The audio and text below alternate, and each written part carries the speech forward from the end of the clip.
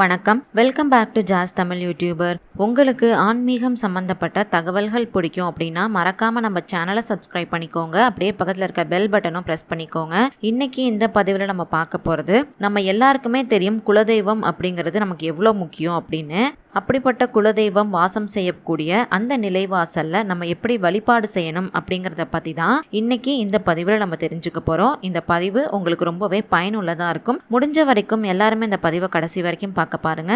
இப்போ வாங்க நம்ம வீடியோக்குள்ளார போலாம். நம்ம வீட்டோட நிலைவாசல் வழியா தான் நல்ல விஷயமா இருந்தாலும் சரி, கெட்ட விஷயமா இருந்தாலும் சரி உள்ளார நுழையும். அப்படிப்பட்ட நிலைவாசல் படியை நல்ல விதமா நம்ம பராமரிக்கிறப்ப எல்லா விதமான ஐஸ்வர்யங்களுமே தானா நம்ம வீடை தேடி வரும். வீட்டோட நிலைவாசலை நம்ம எப்படி பராமரிக்கிறது அப்படிங்கிறது தான் இப்ப நம்ம இந்த பதிவுல தொடர்ந்து பார்க்க போறோம். நிலைவாசல்ல பாத்தீங்கன்னா கும்ப தேவதைகளும் குல தெய்வங்களும் குடியிருக்கிறதா ஐதீகம். அதனாலதான் நிலைவாசலுக்கு ஒவ்வொரு நாளுமே மஞ்சள் குங்குமத்தால பொட்டு வச்சு பூக்கள் வச்சு நம்ம அலங்காரம் செய்யறோம். மாவிலை தோரணம் பாத்தீங்கன்னா கண்டிப்பா நம்ம வீட்டோட நிலைவாசல்ல கட்டி வைக்கணும். வீட்டுல நம்ம பூஜை செய்யறப்ப பூஜை அறையில நம்ம எப்படி ஊதுபத்தி கற்பூரம் இதெல்லாம் காட்டுறோமோ இதை நம்ம கண்டிப்பா நம்மளுடைய வீட்டோட நிலைவாசல் படிக்கும் காட்டணும். இன்னுமே இதை சொல்லணும் அப்படின்னு பார்த்தீங்கன்னா, நிலைவாசலை நம்ம வீட்டு பூஜை அறையில் இருக்கக்கூடிய தெய்வங்களை நம்ம எப்படி கவனிச்சு பார்த்துக்கிறோமோ, எப்படி நம்ம அவங்களுக்கு வழிபாடு செய்கிறோமோ அதே அளவு வழிபாட்டை நம்ம வீட்டு நிலைவாசலுக்கும் நம்ம கண்டிப்பாக பண்ணணும்.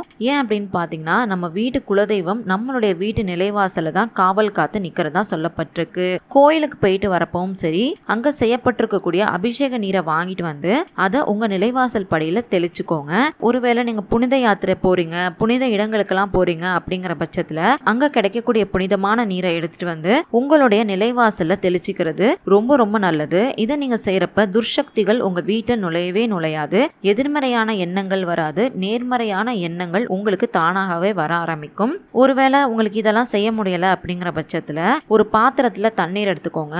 அதுல கொஞ்சமா மஞ்சள் பொடியை போட்டு ஒரு துண்டு பச்சை கற்பூரத்தை பொடி பண்ணி அதையும் அதோட கலந்துக்கோங்க. இதோட ஒரு சிட்டிகை ஏலக்காய் பொடியும் கலந்துக்கணும். இதோட பாத்தீங்கன்னா கிராம்புக்கு மேல மொட்டு இருக்கும் இல்லையா, அந்த பகுதியும் கற்பூரவள்ளி இலை கிடைக்கும் அப்படின்னா அந்த கற்பூரவள்ளி இலை, துளசி இலை இது எல்லாத்தையும் கலந்து வியாழக்கிழமை வெள்ளிக்கிழமை நாட்கள்ல உங்க நிலைவாசல இதால நல்லா தெளிச்சு கழுவி விட்டுருங்க.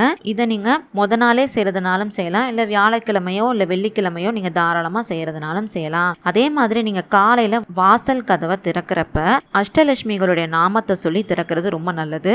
வாசலை சுத்தம் பண்ணதுக்கு அப்புறம் மேல சொன்னோம் இல்லையா அந்த பொருட்கள் அது எல்லாத்தையும் கலந்து அந்த தண்ணீரை வாசல்ல நீங்க தெளிச்சுக்கோங்க. இதை நீங்க செய்யறப்ப உங்க வீட்டுல ஐஸ்வர்யங்களும் பெருகும். இது மட்டும் இல்லாம வாசல் கதவை தூசி இல்லாம தொடச்சு மஞ்சள் குங்குமம் போட்டு வச்சு பூக்களால அலங்காரம் செஞ்சு வச்சுக்கணும். மஞ்சள் பூசுறது பாத்தீங்கன்னா நமக்கு ரொம்ப பெரிய கிருமி நாசினியாகவுமே இருக்கும். இதெல்லாம் நம்ம பண்றப்ப நம்ம வீட்டுல நேர்மறையான சக்திகள் இருக்கிறதோட சேர்ந்து மகாலட்சுமி கடாட்சமுமே நமக்கு கண்டிப்பா கிடைக்கும். இதெல்லாம் நீங்க செஞ்சு முடிச்சதுக்கு அப்புறம் கண்டிப்பா உங்க வீட்டோட நிலைவாசல் ரெண்டு பக்கத்திலையும் அகல் விளக்குகளை ஏற்றி வைங்க. இதை நீங்க காலையிலையும் சாயங்காலம் 2 வேளையும் ஏற்றணும். இது மாதிரி நீங்க செய்யறப்ப கண்டிப்பா கும்ப தேவதைகளும் குலதெய்வமும் உங்க வீடை தேடி கண்டிப்பா வருவாங்க.